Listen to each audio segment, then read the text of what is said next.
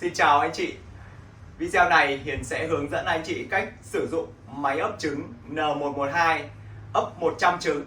Với máy ấp trứng N112, đây là dòng máy ấp trứng vỏ nhôm đã được lắp sẵn hoàn thiện với 2 khay đảo nhôm sứ đảo lăn tự động, màn hình nhiệt độ, độ ẩm, thời gian đảo trứng và số ngày ấp trứng. Nhiệt độ ấp trứng đã được cài đặt sẵn ở trên máy, cùng với chế độ đảo tự động là 2 giờ đảo một lần.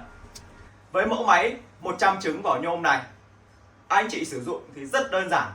Chỉ cần cho nước vào khay tạo ẩm giúp em, đặt vào bên trong thùng để tạo độ ẩm cho máy. Tiếp theo sẽ xếp trứng vào khay. Mỗi khay thì sẽ có 9 ô để trứng. Mỗi ô thì để được từ 5 đến 6 trứng gà. Thành ra một khay đảo trứng là được 54 trứng tối đa. 2 khay đảo cho công suất ấp tối đa đến 100 trứng gà. Sau khi anh chị xếp trứng vào máy và đặt khay nước tạo ẩm thì đậy kín cửa lại và cấp điện cho máy. Sau 30 phút hoạt động, anh chị theo dõi giúp Hiền màn hình nhiệt độ của máy hiển thị 37,6 độ C.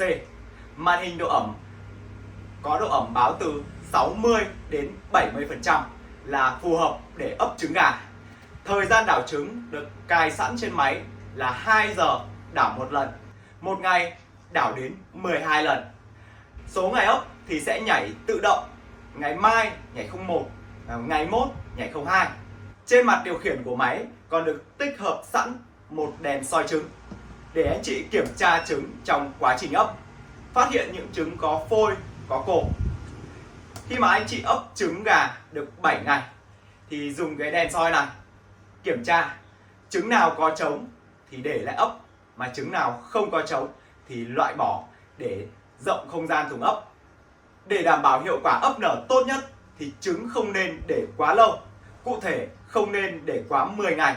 Anh chị cứ gom trứng hàng ngày lại và tầm 8 đến 10 ngày thì đặt vào máy ấp trứng một lượt. Trứng nào vào máy ấp trước thì nở trước, mà vào sau thì nở sau. Khi anh chị sử dụng máy ấp trứng N112 thì sẽ có chế độ bảo hành 1 năm. Nếu như anh chị phát hiện máy trục trặc, hãy báo ngay cho em theo số điện thoại đang hiển thị trên màn hình. Bên em hỗ trợ bảo hành 1 năm miễn phí cho anh chị nhà mình nha. Anh chị có câu hỏi hay có góp ý nào cho em Hiền thì hãy để lại bình luận ở phía dưới. Em cảm ơn anh chị đã tin tưởng và ủng hộ máy ấp trứng Ánh Dương.